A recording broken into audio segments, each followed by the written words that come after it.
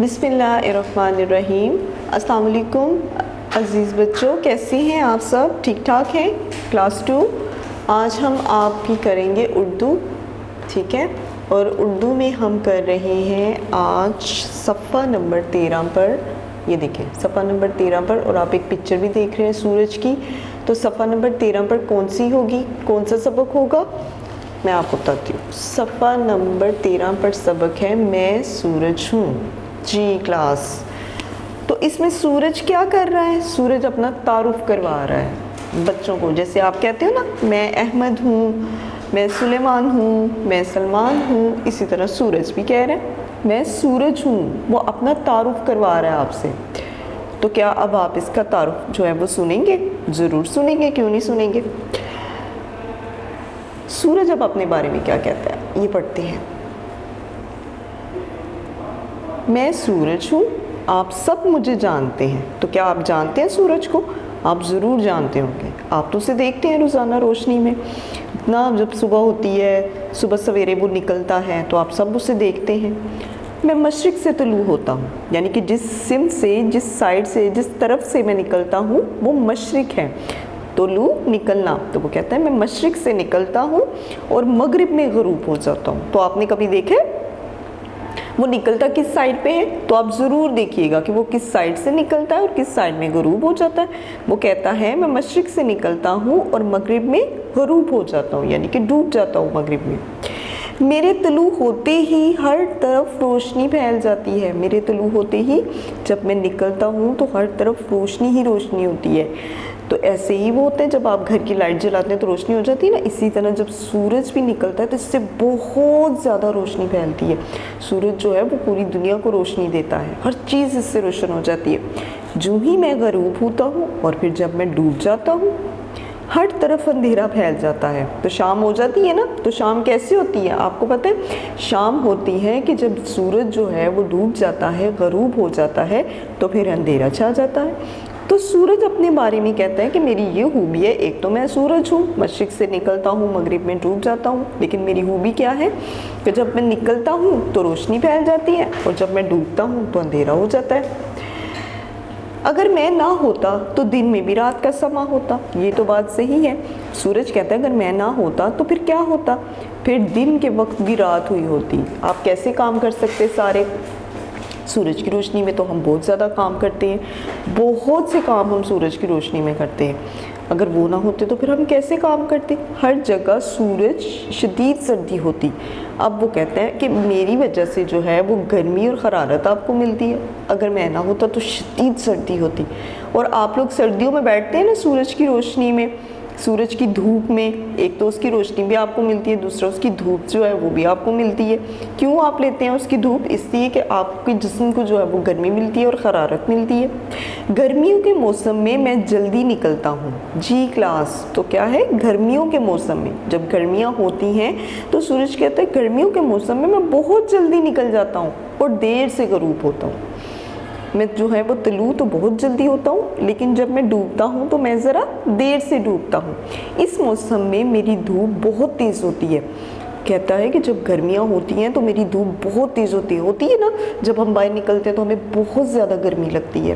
کیوں لگتی ہے؟ کیونکہ اس کی اتنی تیز دھوپ ہوتی ہے، وہ دھوپ ہمیں چبھتی ہے اور ہمیں اس سے شدید گرمی لگتی ہے۔ سردیوں کے موسم میں دیر سے نکلتا ہوں۔ جب سردیوں کا موسم ہوتا ہے تو پھر کیا ہوتا ہے؟ پھر میں دیر سے نکلتا ہوں اور جلدی غروب ہو جاتا ہوں۔ ہمیں سردیوں کے موسم میں تو اس کی بہت زیادہ ضرورت ہوتی ہے، لیکن ایسا کیا ہے کہ سردیوں کے موسم میں ہمیں جب زیادہ ضرورت ہوتی ہے تو وہ دیر سے نکلتا ہے، لیکن غروب جو ہے وہ جلدی ہو جاتا ہے۔ تو بھائی یہ اب سورج اپنے بارے میں بتا رہے ہیں، اس موسم میں میری دھوپ بھی ہلکی ہوتی ہے۔ تو دھوپ سب سے زیادہ تیز کب ہوتی ہے اس کی؟ گرمیوں میں۔ اور وہ کہتے ہیں کہ کس موسم میں میری دھوپ ہلکی ہوتی ہے؟ سردیوں میں۔ کہتے ہیں اس موسم میں میری دھوپ بہت ہلکی ہوتی ہے۔ سردیوں میں میرے بغیر گزارا مشکل ہو جاتا ہے۔ جی بالکل، سردیوں میں تو آپ بالکل بھی دھوپ کے بغیر نہیں رہ سکتے، گزارا بہت مشکل ہوتا ہے۔ سردی سے بچنے کے لیے ہر کسی کو میری حرارت کیا ہوتی ہے؟ گرمی ہوتی ہے۔ تو سردی سے بچنے کے لیے ہر کسی کو میری حرارت کی ضرورت ہوتی ہے۔ اس سے سردیوں میں اکثر لوگ میری دھوپ میں بیٹھ کر حرارت حاصل کرتے ہیں۔ آپ بیٹھتے ہیں کیا؟ بیٹھتے ہوں گے ضرور. تو وہ کہتے ہیں کہ سردیوں میں بہت سے لوگ میری دھوپ سے, یعنی کہ جو میری دھوپ ہوتی ہے جو میں آپ لوگوں کو دیتا ہوں, اسی دھوپ میں حرارت ہوتی ہے. تو کہتے ہیں اس دھوپ میں بیٹھ کر آپ حرارت حاصل کرتے ہیں. میری حرارت سردی کی شدت کو کم کر دیتی ہے. جی کلاس بالکل. جب حرارت جو ہے, گرمی جو ہے, بہت زیادہ سردی جب آپ کو لگتی ہے تو جب اس میں آپ کو تھوڑی سی حرارت, تھوڑی سی گرمی دی جائے تو کتنا سکون ملتا ہے. تو وہ کہتے ہیں کہ جو میری گرمی ہے نا وہ سردی کی شدت کو, یعنی کہ بہت زیادہ سردی کو کم کر دیتی ہے. جب آپ نہاتے ہیں سردیوں میں تو کتنی سردی لگتی ہے, ٹھنڈ لگتی ہے نا, تو پھر جب آپ دھوپ میں بیٹھتے ہیں تو آپ کی جو سردی ہے وہ کم ہو جاتی ہے. یقیناً آپ بھی سردیوں میں میری دھوپ سے لطف اٹھاتے ہوں گے. ضرور, کیوں نہیں. وہ کہتے ہیں اب سورج یہاں پر بچوں سے مخاطب ہو کر کہہ رہا ہے کہ بچوں یقیناً آپ بھی سردیوں میں میری دھوپ سے لطف اٹھاتے ہوں گے, میری دھوپ کا بہت زیادہ مزہ اڑاتے ہوں گے آپ بھی.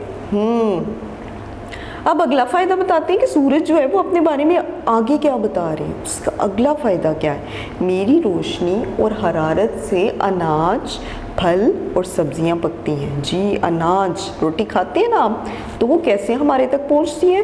وہ تو پہنچتی ہے جب سورج اپنی حرارت اسے دیتا ہے. وہ جو فصلیں, جو کھیت ہوتے ہیں, اس کے اوپر جب بہت زیادہ حرارت جو ہے سورج کی پہنچتی ہے, وہ کیسے پہنچتی ہے, وہ تو دھوپ کے ذریعے سے پہنچتی ہے. تو بہت زیادہ حرارت کے پہنچنے سے کیا ہوتا ہے, اناج پکتے ہیں, وہ گندم کے جو دانے ہیں وہ پک جاتے ہیں. پھر اس کے بعد پھل جو ہیں وہ درختوں پر وہ پک جاتے ہیں, سبزیاں پک جاتی ہیں. تو یہ ساری تو ہمارے بچوں کے لیے بہت زیادہ ضروری ہیں. ایسے کیسے ممکن ہے. لیکن بچے کیا آپ مجھے بتائیں وہ کیسے پکتی ہیں. سورج سے, بالکل. میری روشنی اور حرارت سے اناج, پھل اور سبزیاں پکتی ہیں. میری حرارت سے پہاڑوں پر جمی برف پگھل کر پانی بنتی ہے. اب یہاں پر وہ کہتا ہے کہ میری جو حرارت ہے, جب میری دھوپ پہاڑوں پر پڑتی ہے, بڑے بڑے پہاڑ, جب سردیاں آتی ہیں نا, میں آپ کو بتاؤں تو ان کے اوپر ڈھیر ساری برف گرتی ہے پہاڑوں کے اوپر. اب برف جو ہے وہ کیسے پگھلتی. اب ہم خود تو اس سے پگھلا نہیں سکتے, ہم پہاڑوں پر آگ بھی لگا کر نہیں پگھلا سکتے. پھر ہم کیسے پگھلاتے ہیں. جی تو سورج پھر آتا ہے. یہ کام ہمارا کون کرتا ہے, سورج. پھر سورج کیا ہوتا ہے, مشرق سے طلوع ہوتا ہے, اس کی دھوپ جو ہے وہ پہاڑوں کے اوپر پڑتی ہے, اور پہاڑوں پر جو جمی برف ہوتی ہے نا, جو آپ کے گھر کے فریزر میں جیسے جمی ہوتی ہے, بالکل ویسے ہی جمی ہوتی ہے, وہ ساری دھوپ کی شدت سے, دھوپ کی گرمی سے, دھوپ کی حرارت سے پگھلنا شروع ہو جاتی ہے. پگھل کر پھر وہ کیا ہو جاتی ہے, پانی بنتی ہے, اور یہ پانی دریاؤں میں آ جاتا ہے. کیا آپ کو اس بات کا پتہ تھا؟ یہ بات تو ہمیں سورج نے بتائی. سورج اب اپنے فائدے بتا رہے ہیں. آپ کے اندر بھی تو بہت سی کوالٹیز ہوں گی نا, آپ اپنی خوبیاں بتاتے ہیں, اسی طرح سورج بھی بتاتا ہے. وہ کہتا ہے کہ میرے اندر جو ہے, میری گرمی سے پہاڑوں پر جمی ہوئی برف جو ہے وہ پگھل کر پانی بنتی ہے, اور یہ پانی جو ہے وہ دریاؤں میں آ جاتا ہے. اس سے پھر دریا جو ہے وہ بھر جاتے ہیں. پھر اب دریاؤں کے پانی سے کیا ہوتا ہے, پھر یہ پانی پینے کے کام آتا ہے. آپ جو پانی پیتے ہیں نا وہ وہیں سے آتا ہے. پھر فصلوں کو سیراب کرنے کے لیے, انہیں گیلا کرنے کے لیے, انہیں تر کرنے کے لیے, انہیں جو ہے ان کے اندر جتنا بھی ہمارا اناج ہے ان کو مزید بڑھانے کے لیے, اس کی نشو و نما کرنے کے لیے جو ہے استعمال ہوتا ہے. تو اب کلاس ہم لوگ آتے ہیں آگے. استعمال ہوتا ہے, یہ میں ہی ہوں جو اپنی حرارت سے دریاؤں, سمندروں کے پانی کو بھاپ بنا کر اپنے ساتھ اڑا لے جاتا ہوں. اب یہ بھاپ کیا ہوتی ہے, یہ بھی مجھ سے بچے پوچھیں گے کہ ٹیچر یہ کیسے جو ہے وہ حرارت سے دریاؤں اور سمندروں کے پانی کو بھاپ بنا دیتے ہیں.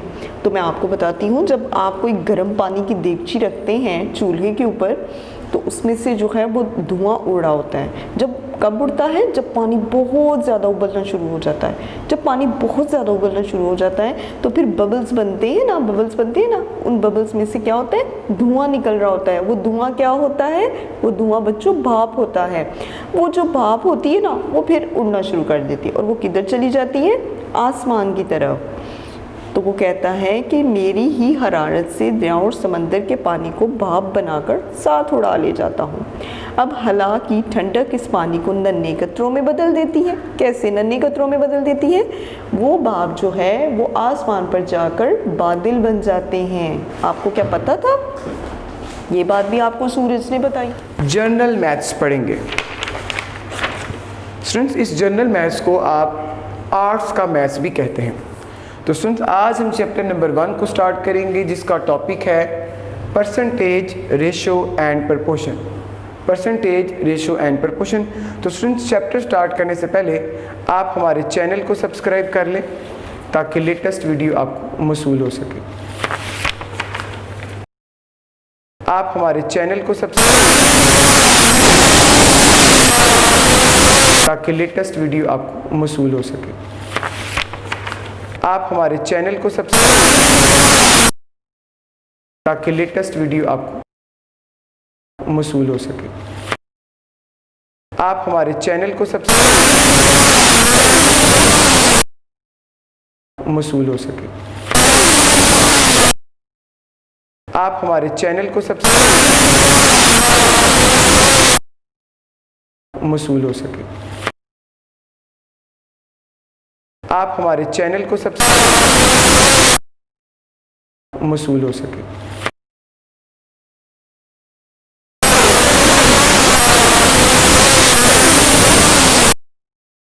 मौसूल हो सके।